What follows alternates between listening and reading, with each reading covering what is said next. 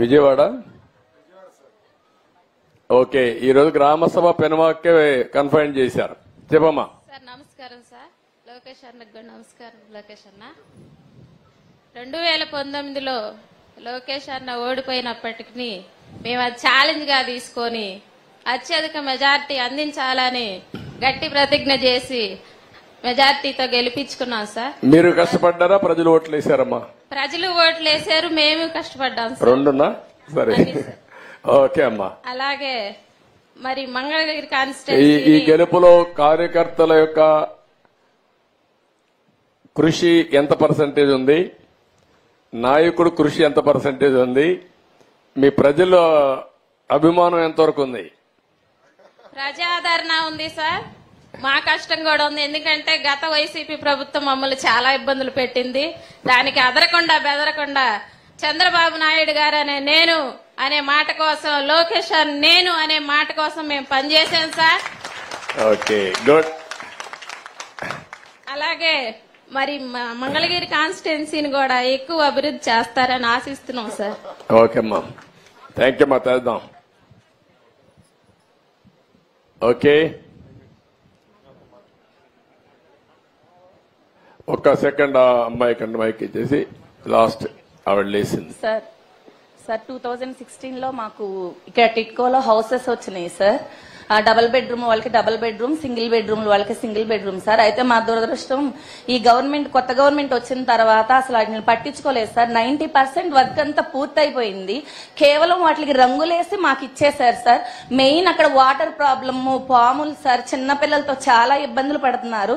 400 families వచ్చి 200 families ఖాళీలు చేసి వెళ్ళిపోయారు సార్ అక్కడ ఉండలేక. కేవలం వాటర్ ప్రాబ్లం. మీ హయాంలో వాటర్ లైన్లు కూడా శాంక్షన్ అయినాయి సార్, రోడ్లు శాంక్షన్ అయినాయి. ఎక్కడమ్మా ఇవి? Penumaka TIDCO houses sir. పెనుమాకలో ఎన్ని ఉన్నాయి మొత్తం? ఇక్కడ 600 ఉన్నాయి సార్, 630 ఉన్నాయి సార్. అయితే వెళ్ళిపోతున్నారు సార్. ఇప్పుడు ఇంకా మీరు వచ్చారు, మళ్ళీ మేము ఇక్కడ ఉండాలని ధైర్యంగా నిలబడ్డాం సార్. దయచేసి అప్పుడు ఇచ్చిన వాళ్ళకు ఉన్నాయా, మార్చేస్తారమ్మా? మార్చలేదు సార్, ఉన్నాయి. ఒక 20 ఫ్యామిలీస్ కి మాత్రం రిజిస్ట్రేషన్స్ చేయట్లేదు సార్.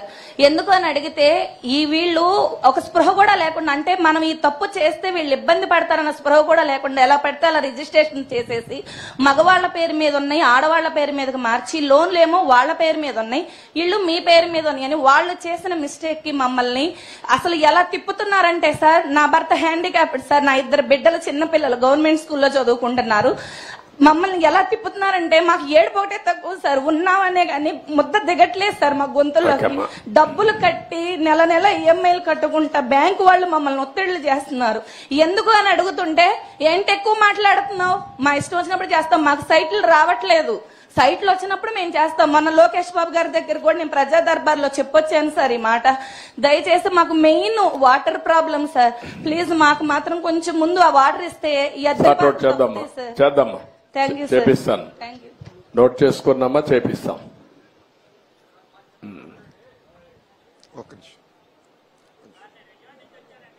ఒక్క నిమిషం తాత కలుస్తాం.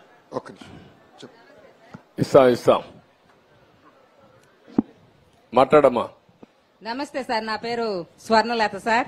ముందుగా మా నియోజకవర్గం ఎమ్మెల్యే, ఐటీ శాఖ మంత్రి, అలాగే విద్యాశాఖ మంత్రి అయినటువంటి లోకేష్ గారిని, మిమ్మల్ని ముఖ్యమంత్రిని ఒక వేదిక మీద కూర్చొని చూసే భాగ్యం మా పెనుమాక ప్రజలకు ఇచ్చినందుకు చాలా సంతోషంగా ఉంది సార్. మీరు 4వసారిగా ముఖ్యమంత్రి అయినందుకు చాలా చాలా సంతోషంగా ఉంది సార్. మీరు 3 సార్లు ముఖ్యమంత్రిగా అయినది ఒక లెక్క, ఇప్పుడు ముఖ్యమంత్రిగా అయింది ఒక లెక్క సార్. ఎందుకనంటే గడిచినటువంటి అసెంబ్లీలో జరిగినటువంటి విషయాన్ని చూసుకుంటే అప్పుడున్నటువంటి అధికార పార్టీ, అప్పుడున్నటువంటి అధికార మతంతో మిమ్మల్ని ఒక 3 సార్లు ముఖ్యమంత్రిగా చేసినటువంటి వ్యక్తి అని విలువ ఇవ్వకుండా, ఒక పెద్ద వ్యక్తి, గౌరవప్రదమైనటువంటి వ్యక్తి అని మీకు విలువ ఇవ్వకుండా మిమ్మల్ని కించపరుస్తూ, బోనమ్మ గారిని అవమానపరుస్తూ ఆ అసెంబ్లీలో ఒక రామన కాష్టలాగా సృష్టించి మిమ్మల్ని అందరినీ కూడా ఆ రోజు మాట్లాడుతుంటే అసెంబ్లీ అంటే ఒక దేవాలయంగా భావించి అసెంబ్లీ జరిగేటప్పుడు ఇప్పుడు మహిళలు మేము కూడా కూర్చొని చూసేవాళ్ళం సార్. అటువంటి పరిస్థితి ఆ రోజుల్లో లేదు.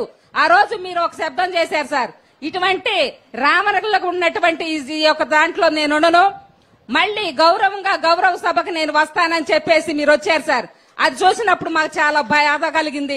మేమందరం కూడా తాడాపల్లి మహిళలందరం కూడా ఒక శబ్దం తీసుకున్నాం సార్, పసుపు శబ్దం అని. మిమ్మల్ని మీరు ఎలాగైతే ఆ గౌరవ సభకు గౌరవంగా వెళ్తారన్నారో అదే రీతిగా గౌరవంగా ముఖ్యమంత్రి స్థానంలో మిమ్మల్ని పంపించాలని మేము శబ్దం కొట్టాం.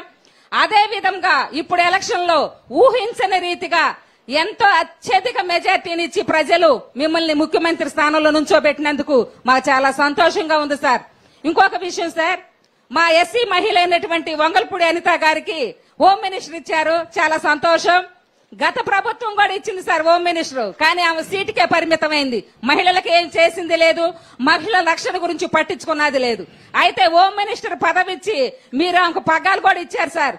ఆమె మాట్లాడుతుంటే మాలోంచి బూస్ బంప్స్ బయటకు వస్తా ఉంటాయండి, అట్లా మాట్లాడుతూ ఉంటారు. అయితే మీరే హోమ్ మినిస్టర్ ఫీల్ అవుతున్నారా? అవుతా సార్, అవుతాం. ప్రతి మహిళ హోమ్ మినిస్టర్ గారే పనిచేశారు సార్ మేము. ఇంకొక విషయం సార్, మొన్న రీసెంట్ గా బాపట్లలో ఒక మహిళపై అత్యాచారం జరిగింది. మన వాళ్ళు 48 గంటల్లోనే వాళ్ళని పట్టుకోవటం జరిగింది సార్. అప్పుడు భువనం గారు ఒక మాట చెప్పారు, రాష్ట్రంలో ఉన్నటువంటి ప్రతి మహిళలకు కూడా ఎవరికి కూడా ఇబ్బంది కలగటానికి వీల్లేదు, మీకు అండగా మేము ఉంటామని చెప్పారు సార్. గడిచిన ప్రభుత్వంలో మహిళలు ఎన్నో ఇబ్బందులు పడ్డారు. మా తాడాపల్లి పక్కనున్న తాడాపల్లిలో కూడా ఒక ఇన్సిడెంట్ జరిగింది సార్. కానీ ఈ యొక్క ప్రభుత్వంలో మా మహిళకు అటువంటి మంచి రక్షణ మీరు కలిగిస్తారని భరోసా ఇస్తారని ఆశిస్తున్నాను సార్. ఓకే అమ్మా, గుడ్. ఇప్పుడు ఏంటంటే అమ్మా, మీరు మెయిన్ గా ఏంటంటే మహిళలు కూడా చాలా వరకు అసర్టివ్ గా ఉండాలి, అప్రమత్తంగా ఉండాలి. అందుకే అనితని ఒక యాక్టివ్ లీడర్ కింద, ఒక దళిత కుటుంబం కింద, అందులో కూడా ఒక మాదిగ కుటుంబం కింద వచ్చిన అమ్మాయిని నేను హోమ్ మినిస్టర్ చేశానంటే వారి సమర్థతను కూడా బేరే చేసుకున్న తర్వాత ఆ అమ్మాయి అయితే చేయగలుగుతుందనే ఉద్దేశంతోనే ఈరోజు మీకు హోమ్ మినిస్టర్గా పెట్టాం. నేను ఒకటే మీ అందరికి హామీ ఇస్తున్నా, రాష్ట్రంలో అందరికి కూడా హెచ్చరిక చేస్తున్నా, ఎవరైనా సరే ఆడబిడ్డల జోలుకొచ్చి మదాంధకారంతో గాని ఇచ్చలవిడిగా ప్రవర్తిస్తే ఎవరిని వదిలిపెట్టను. ఎవడైనా అత్యాచారం చేస్తే మాత్రం అదే వాళ్ళకు లాస్ట్ డే అవుతుంది, గుర్తుపెట్టుకోమని మరొక్కసారి హెచ్చరిస్తున్నా. గవర్నమెంట్ అంటే తమాషా ఆడద్దండి. ఏదో గవర్నమెంట్ అంటే బెదిరిస్తే బెదురుతుందని కాదు. యాంటీ సోషల్ ఎలిమెంట్స్ ఎవడైనా సరే నిర్మోహమాటంగా అణిచివేస్తా. మర్యాదగా ఇంతవరకు చెప్పా, ఎవరైనా కైపెక్కి లేకుంటే గంజాయి తినేసి తాగేసి లేకుంటే మద్యం తాగేసి ఇష్టానుసారంగా చేస్తే మాత్రం తీవ్ర పరిణామాలుంటాయి. మొన్నటి వరకు నేను ఎందుకంటే స్లోగా బిల్డప్ చేయాలి కాబట్టి బిల్డప్ చేస్తున్నా, కానీ ఈ రోజు నేను చెప్తున్నా, ఒక ఆడబిడ్డ నా దగ్గరకు వచ్చి నాకు అన్యాయం జరిగిందంటే మాత్రం ఎవడిని వదిలిపెట్టనని మరొకసారి హెచ్చరిస్తున్నా. అది మీరు రేపటి నుంచి యాక్షన్ లో కూడా చూస్తారు. మీరు ఎవరిని వదిలిపెట్టను.